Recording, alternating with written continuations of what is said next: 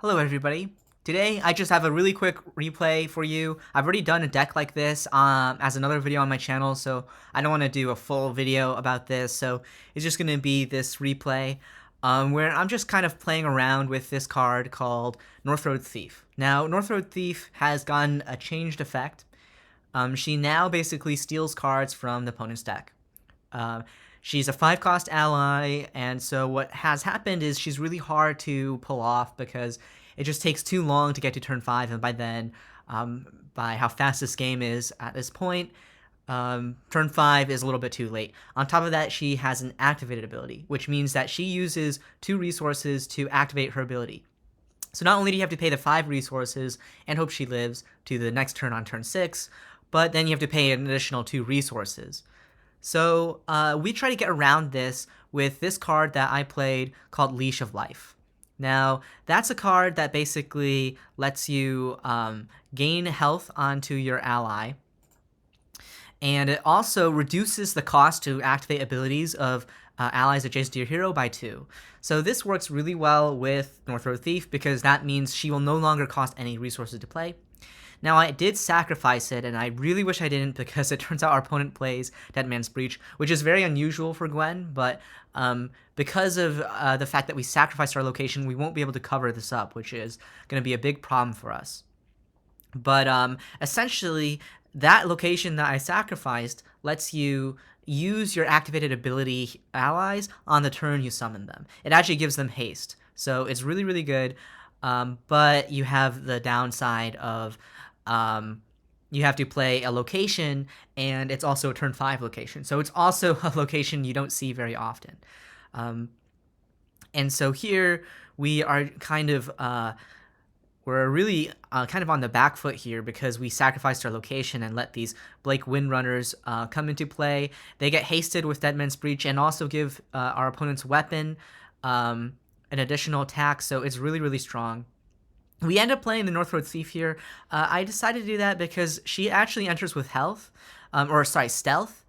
So that's actually just going to be something that sticks. And unfortunately, like I suspected, this is going to let our opponent really get in a ton of damage here. So on 9 health here, I'm feeling very vulnerable. So that was a snare trap like is to be expected against this kind of deck. So we go ahead and use Northroad Thief there for the first time.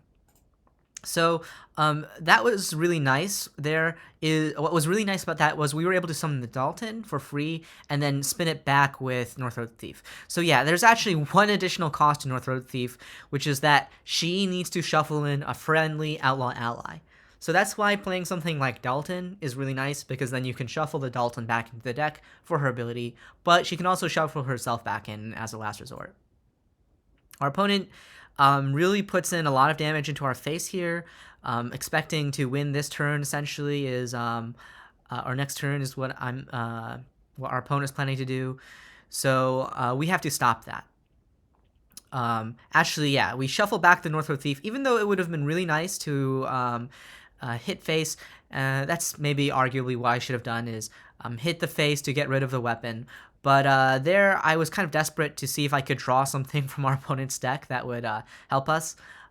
Turned out not to be the right move because we didn't draw anything from their deck that helped us. But yeah, at least we've stopped the bleeding a little bit by playing this armor. This armor, Distortion Harness, is also key to our strategy, and we'll go over why in a bit.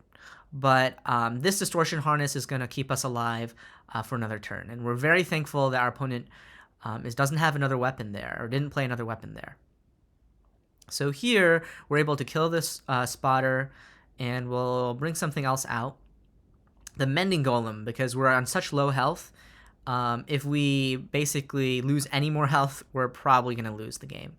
So that's where Distortion Harness comes in down again. Distortion Harness is really nice because it's going to block 1 damage from this Champion of Irem, and we're lucky again that our opponent does not draw into a weapon. So here's where the, I guess, combos start happening. So Winthill Assailer is another ally that has an activated ability. His activated ability kills an ally with cost 3 or less. So because of Leash of Life, that was free to activate, on the turn we summoned him. Now here's the other combo that I go into more detail in my other video. Distortion Harness spins back the Darklight Citadel into the deck. Now what that does is it means that our Winthill Assailer can now attack. Whereas if you don't spin it back, so if you don't spin it back, okay, I need to pause this. Okay, it's not hovering. Okay, if you don't spin it back, it says that friendly allies can't attack on the turn they are summoned. So you have to spin it back if you want to attack with your allies. Right there, you also see another benefit of playing the Winthill Assailer with Leash of Life. Leash of Life basically means that your allies are also immune to attachments. You're the ally closest to your hero. So that's also really nice. There, I arguably shouldn't have done that, but it was too fun to pass up.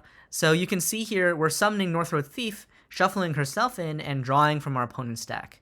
And this is a really nice way to kind of just get more draws from the opponent's deck. Arguably, I think the ability is not always the most relevant because of the fact that your opponent is going to be playing cards that aren't going to work with your strategy, and it's still going to come in very late.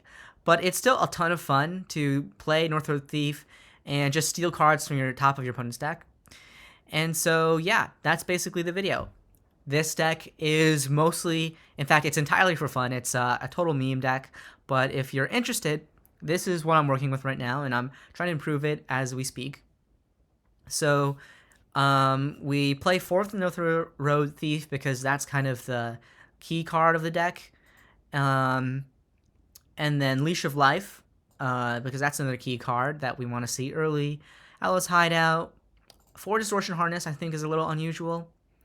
I think Distortion Harness is key to this deck in particular because of the fact that you want to be shuffling your own location back. In another location deck, you would probably only run 1 copy of this card, like the normal Deadman Breach Outlaw deck with Aramia. And yeah, otherwise, it's pretty much a very similar deck to the deck I posted earlier. So anyway, if you were wondering how Northroad Thief could possibly be used, this is the deck for her. And if you're looking to play this card, try out this deck. Anyway, this video has been long enough, so thanks for watching, and see you next time.